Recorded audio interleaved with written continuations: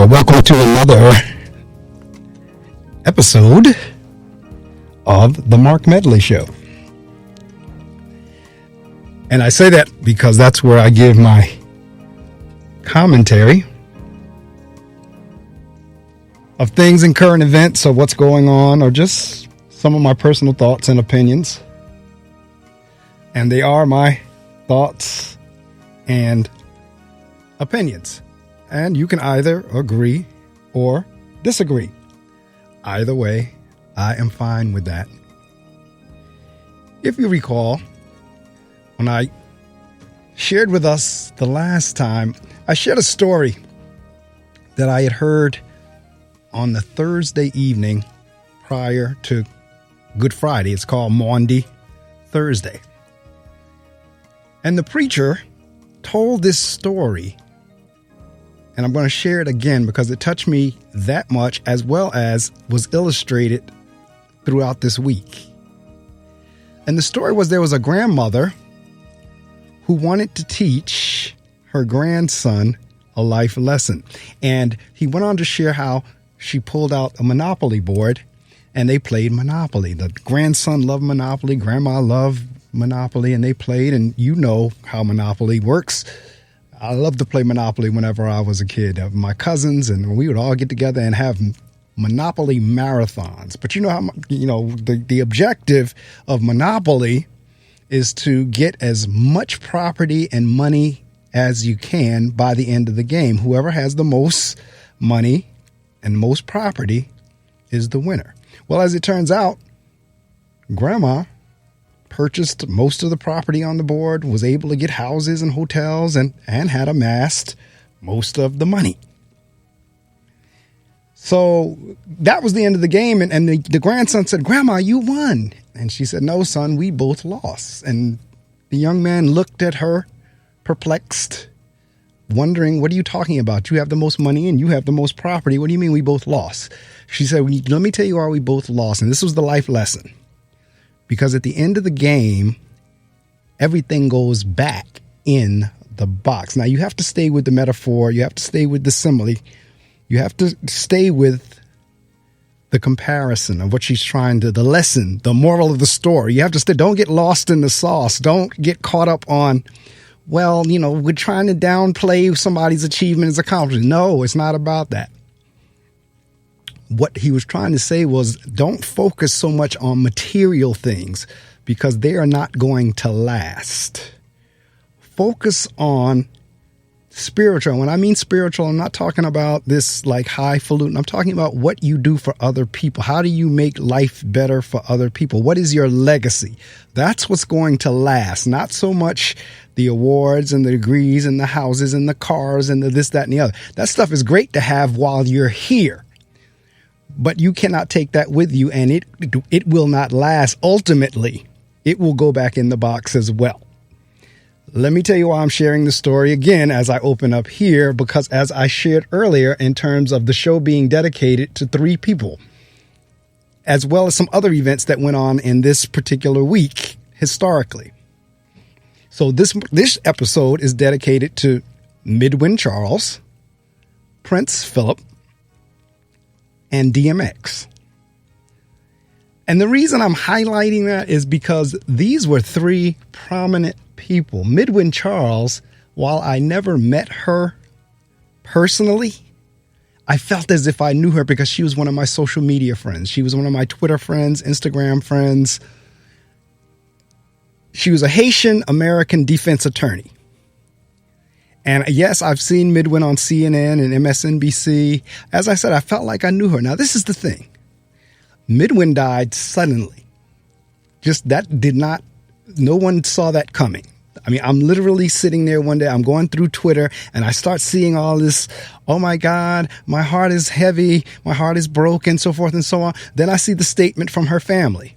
And I'm looking, I had to do a double take. Like, wait. And I went back through my Twitter to see, I do have Midwin as one of my Twitter followers, and I follow her. So sure enough, yes, she had a tweet. Matter of fact, on the day she passed away, or the day before, one or the other. I mean, she passed away on April the 6th. And I believe she had a tweet on the 5th or 6th or what have you. But in any event, no one saw that coming. Beautiful young lady, 47 years old, passed away out of the blue. She was up and going, up on the TV, doing her attorney stuff, doing her legal stuff, up and going, and then was gone. This is what the preacher was talking about in terms of stuff going back in the box. And that's not to take away from all her accomplishments. That's not to take away from that. That's not poo-pooing it. That's not downplaying it. That's not being jealous of it. That's not anything of that other than the fact that even with all of that, with everything that Midwin has done, and we're going to miss her, Midwin still passed away. Midwin still transitioned. All of that she's done while she was here is now done. Now she has a legacy. That's the great thing, because she was about helping folks. All right. So that's Midwin. This week also was the anniversary, first off, back on April 4th, of Reverend Dr. Martin Luther King Jr. being assassinated.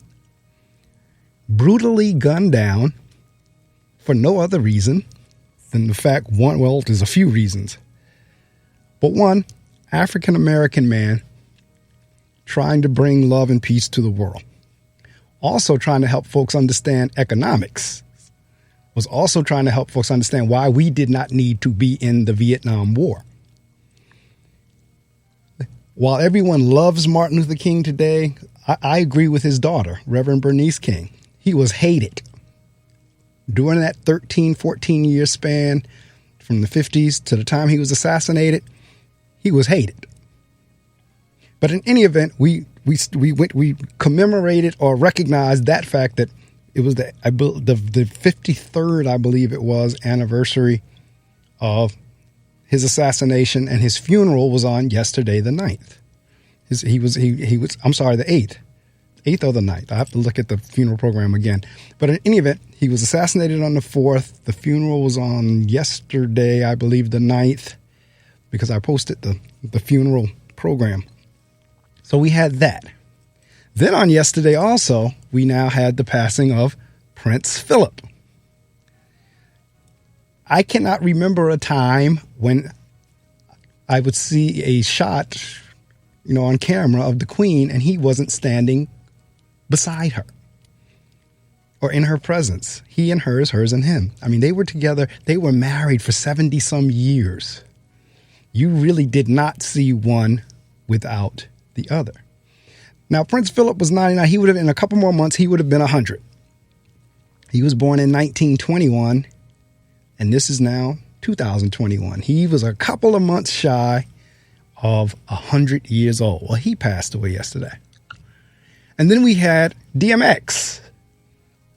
His birth name, or his government name, as the kids say, was Earl Simmons, but his stage name, which he's more known by, was DMX.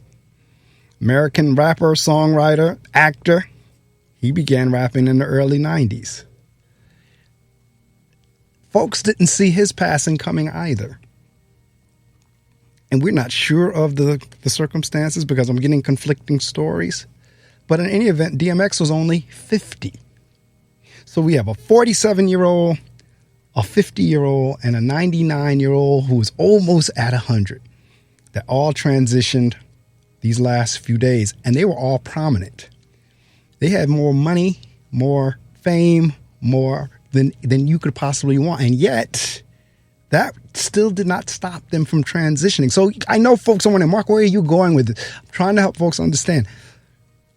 The only thing that really will last is what you do for other people. The love that you show for other folks, that is what people will remember. That's what people will remember. They're not going to remember necessarily your degree. And that's what the man was trying to say that Thursday night. They're not necessarily going to remember the car you drove. They're not necessarily going to remember the house you lived in, but they will remember how you treated them. They will remember how you made them feel. They'll remember whether you cared or not. They'll remember whether you showed love or not. That's where your legacy is. The legacy is not in your house. The legacy is not in your car. The legacy is not in your education. The legacy is not in your degree. The legacy is not in anything material. The legacy is in how we treat each other. That's where we seem to get it twisted, because people think the more things they can amass, the more toys, the more money, the more houses, the more degrees, the more things they think that's what defines them and that's what life is about. When the truth of the matter is, it's not. At the end of the day, what really matters is how did you treat people? Which will segue me on into my next topic. If you remember also, I said I refuse to watch the George Floyd, Derek Chauvin, that whole trial. It's the Chauvin trial, actually, but they're trying to make it the George Floyd trial. It's not about George Floyd. It was about Derek Chauvin. And every witness that came on there clearly made it very clear that George Floyd did not die of underlying conditions. He did not die of drug overdose. He did not die. The man died because of asphyxiation. He could not breathe, and he could not breathe because Derek Chauvin's knee was on the man's neck. They've clearly shown that. Now, by some craze or by some fluke that Chauvin gets out of this, which I really don't see in this case that happening, but you never know. Because the defense has been, in my mind, extremely weak. Really didn't have much of a defense because it was very clear. And then when you start getting the experts, when you start getting the medical experts, when you start getting the medical examiners, when you start getting the police supervisors, when you start getting all these folks saying that was not the protocol, that everything that they've seen and based on the medical evidence and the autopsy, that was not done in protocol. And if by some chance this man still gets off, then you know it really, we really cannot expect but whatever is going to happen. That's all. I'll just put it nicely that way, because at this point it becomes, well, when do you get justice? That's what we were saying earlier, was keep marching for justice. Don't get discouraged. Go out there and be great. But whenever you're following the process and the process still does not work, then you know something is wrong. So I am not predicting that Mr. Chauvin is going to get off. I just can't imagine. I cannot see him being able to get out of this, for the simple reason that there's just so much overwhelming evidence. I can't imagine his defense attorney pulling off the hat trick. I just can't, but you never know. And if that does happen, then we cannot really control whatever goes beyond that, because I can understand folks' frustration. I'm paraphrasing again Dr. King, Reverend Dr. Martin Luther King Jr., paraphrasing him again. What he's saying in terms of protests really is a cry. When folks protest, they're crying out. They're not just being disruptive and destructive just for the sake of being disruptive and destruction. It is a cry. So if this thing does not wind up, especially whenever you see tables turn the other way, because my thing is this, in terms of if jail, and it's not like I'm this great Bill Cosby fan, because I never was. I like Bill Cosby. The show was fine, everything. I've seen Bill Cosby in person, this, that, and the other. But if jail is good enough for Bill Cosby, then jail is good enough for Derek Chauvin. Jail is good enough for Donald Trump. Jail is good enough for all the way down the line. This current case that's going on with, I believe his name is Gatz, however he says his name, Gates, whatever his name is. If jail is good for one, jail is good for the other. Or do it the other way then. If jail is not good for one, then jail is not good for the other. So, but to see that, unfortunately, in this country, we wind up always, and when I say we, I'm talking about African Americans, being on the short end of the stick. The country always, almost like for our Caucasian brothers and sisters, almost like they get it both ways. They get to have it both ways. And most of the time, we say, no, you don't get to have it both ways. You can't. You got to have it one way or the other. But yet it seems like in too many instances, you get the cake and the opportunity to eat it too. That's not the way life is supposed to work. That's why folks start crying out. That's why folks start doing what they do whenever an outcome that clearly, with overwhelming evidence, swings the other way. So it is my prayer that that doesn't happen. And I'm not looking for retribution, if you will, but right is right, wrong is wrong, consequences are consequences. There's got to be some accountability there. The bottom line was Mr. Chauvin, in my view, murdered Mr. Floyd. All that other stuff and so people ask me, well, how come you didn't watch the trial? Because again, I put it out there. I refused, and I still didn't. I followed it because I kept up with it on news clips. I kept up with it in social media, but I did not sit there and watch it. And I could have tuned into it, but I chose not to because I knew they were going to try to make it about George Floyd and not about Chauvin. They were going to try to displace blame. They were going to try their absolute best. And see, that would have annoyed me to no end. To sit there and listen to them babble about, well, Mr. Floyd this, Mr. Floyd that. No, the bottom line is, had Mr. Chauvin not put his knee on Mr. Floyd's neck, he would have still been alive. Then we have these mass shootings. President Biden gets up there on one time during the day and he's talking about ending gun violence, and within a couple of hours, another mass shooting. It's something about this, this that we're not getting. But at the same time, in the times that we're in, I can appreciate and understand why folks and how folks are losing their minds. I don't agree with it, but the way things are going, I understand how and why. And I was trying to say this man's name, so I'm going to make sure I get it right. Matt Gaetz, Gaetz. Just a whole bunch surrounding him, a whole bunch of nonsense that's going on with him. All these folks. So if jail is good enough for Bill Cosby, jail is good enough for all the rest of them. But these mass shootings, back to what I was talking about a couple of minutes ago. The problem is they're killing up folks, and I said this too, that don't have anything to do with them.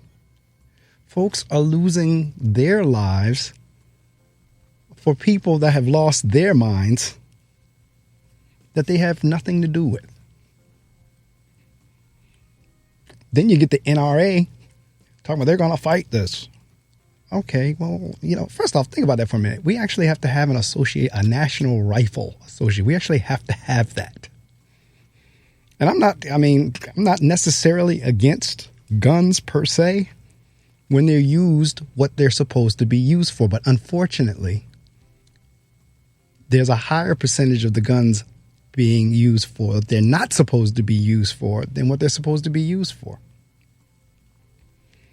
And I get that whole nonsense. Guns don't kill, people kill. Guns don't kill people, people kill people. I get all of that. But it's the access to them. It's the easy access that allows people to kill people with guns. And as I said before, I still don't understand, and I'm a veteran. I have been in the military. I still don't understand the need for your average everyday Joe to have what they call an assault rifle.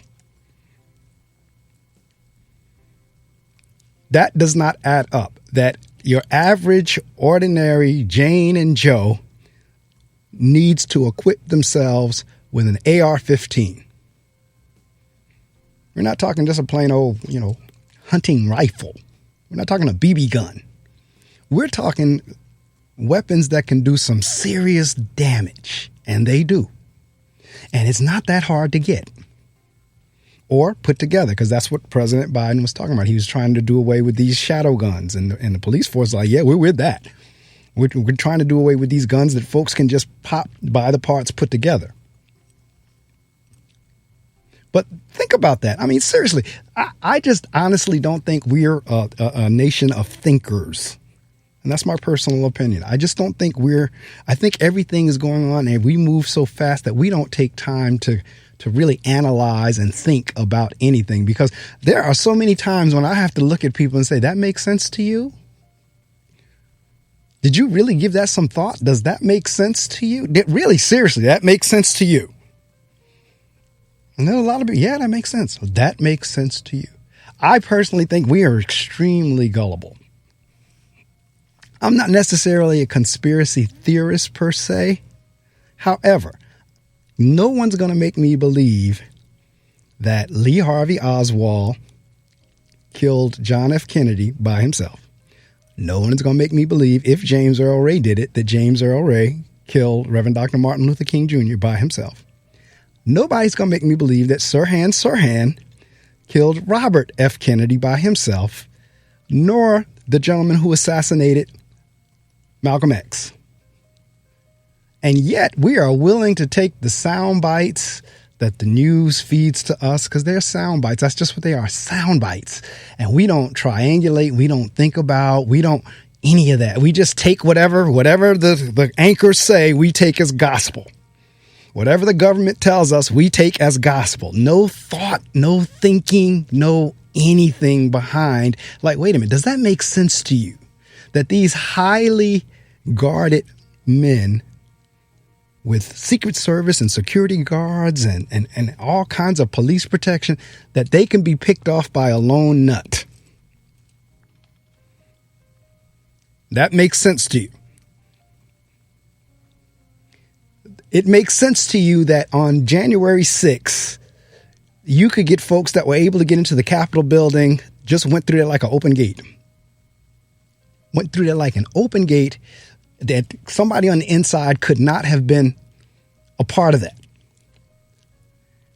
Hasn't happened in all these years, and yet, in this particular year, in January of 2021, folks were just able to overrun the Capitol, and that makes sense to people.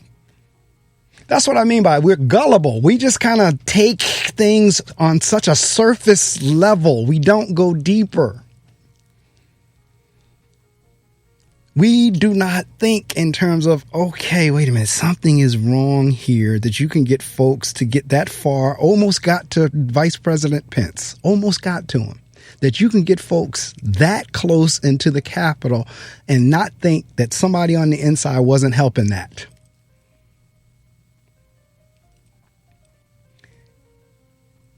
Go back to what I said in the last episode in terms of the song, things that make you go, There's a lot of things that make us go,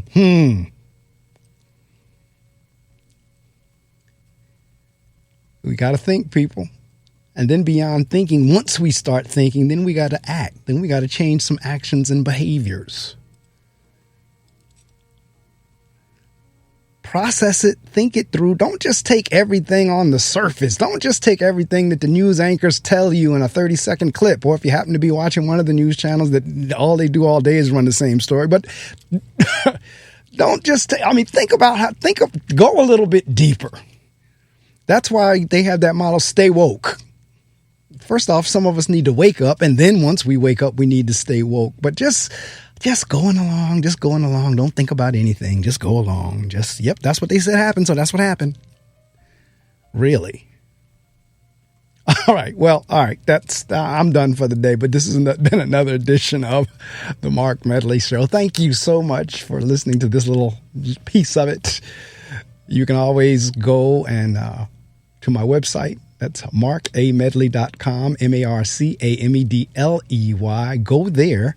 And that is access to everything. It's access to the show, the podcast, the blog, the reading circle. It's access to all of it. Just go to the website and you have access. It's markamedley.com.